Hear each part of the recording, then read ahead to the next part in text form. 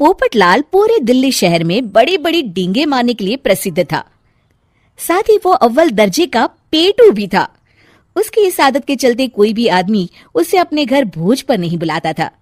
फिर एक दिन पोपटलाल अपनी बहन के घर जाता है, जो दूसरे शहर में रहती थी। अरे पोपटलाल, बड़े दिनों के बाद तुझे मेरी याद आई। माय डियर बहना, तू तो जानती है मैं अपने कारोबार में कितना व्यस्त रहता हूँ। हाँ, तेरी बात भी सही है। अब आया है तो कुछ दिन ठहर के जाना। अरे दीदी, ये भी कोई कहने की बात है। श्यामा देवी पोपटलाल को रहने के लिए एक कमरा दे देती है। अगली सुबह पोपटलाल जोर जोर से गरारे करना शुरू कर देता है।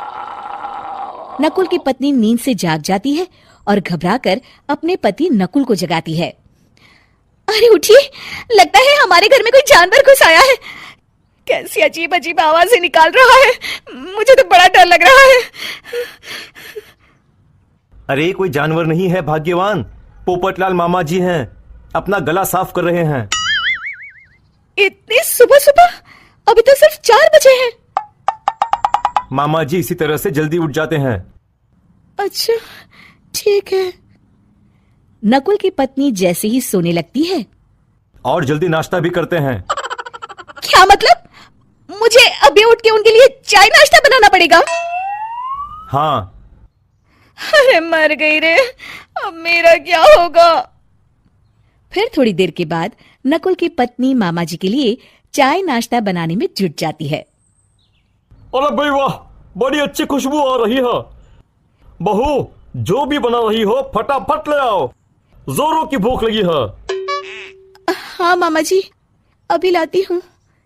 देखते ही देखते पोपटलाल सारा नाश्ता चट कर जाता है। बहू, कल से पराठे में देसी घी ज्यादा डालना, आज कुछ मजा नहीं आया। हे भगवान, इसका नाम तो पेटू लाल होना चाहिए था। पूरे 10 लोगों का नाश्ता अकेले हजम करने के बाद भी इन्हें मजा नहीं आया। इस तरह रोज पोपटलाल सुबह सुबह घर के सभी लोगों को नींद से बेवक्त जगा देता था और हमेशा खाने की उल्टी सीधी फरमाइश करते रहता था। देखते ही देखते गुप्ता परिवार की दिनचर्या अस्त व्यस्त हो जाती है। अरे भाई, खाने का असली मजा तो इस घर में है। अरे माँ, ये पोपटलाल मामा यहाँ और कितने दिन रुकेंगे? ये अकेले इतना खाना खा जाते हैं कि आज राशन वाला मुझसे पूछ रहा था कि अरे भाई, क्या आप लोगों ने घर में हाथी पाल लिया है? अरे बेटा, अब घर के मेहमान को कोई सीधे मुंह कैसे निकाल सकता है? माँ जी, अब बर्दाश्त की इंतहा हो गई है। मैं अकेले इतना काम नहीं कर सकती। आखिर मैं भी इंसान हूँ। मैं कल ही अपने मायके चली जाऊंगी। अरे भाग्यवान, हम सबको मुसीबत में अकेला छोड़कर तुम कहां जा रही हो? जरा सब्र करो, मैं कुछ सोचता हूं। अगले दिन एक डॉक्टर साहब उस घर में आते हैं। अरे नकुल बेटा, ये डॉक्टर यहाँ क्यों आया है? अरे मामा जी, माँ की तबीयत बहुत खराब है। तबीयत तो खराब होगी ही, तुम लोग उल्टा सीधा खाना जो खाते रहते हो। देखो नकुल, मैं तुम्हारा फैमिली डॉक्टर हूं, इसलिए आज से मैं जो कहूंगा तुम सबको वही खाना रोज खाना पड़ेगा। आजकल कितनी बीमारियां फैल रही हैं, पता भी है तुम्हें? आज से तुम सब सिर्फ सलाद और करेले का जूस पियोगे, समझे? डॉक्टर अंकल, आप ठीक कहते हैं।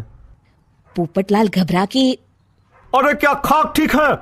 भांजे, ये डॉक्टर सीधे सीधे हमें घास फूस खाने के लिए कह रहा है। अरे मैं कहता हूँ भगा इस डॉक्टर के बच्चे को यहाँ से। अरे मामा जी, डॉक्टर साहब ठीक ही तो कह रहे हैं। इसी बहाने आपका इतना बड़ा पेट जो बाहर निकला हुआ है वो अंदर हो जाएगा। इस तरह गुप्ता परिवार रोज खाने में सिर्फ सलाद खाना शुरू कर देता है। बेचारे पोपटलाल का बुरा हाल हो जाता है। ये लीजिए मामा जी, ताजा ताजा करेले का जूस। अरे नहीं नहीं बहू, मैं मरने से पहले मरना नहीं चाहता। मुझे तुम लोग माफ करो। यह भेड़ बकरी वाली जिंदगी तुम लोगों को मुबारक हो। मैं तो चला यहां से। पोपटलाल अगले दिन ही घर छोड़कर चला जाता है। क्यों बेटा नकुल, मेरी अदाकारी कैसी थी? मजा आ गया डॉक्टर, आपने तो बॉलीवुड के कलाकारों को भी मात कर दिया। आपको तो ऑस्कर मिलना चाहिए। बेटा ये थोड़ा ज्यादा हो गया।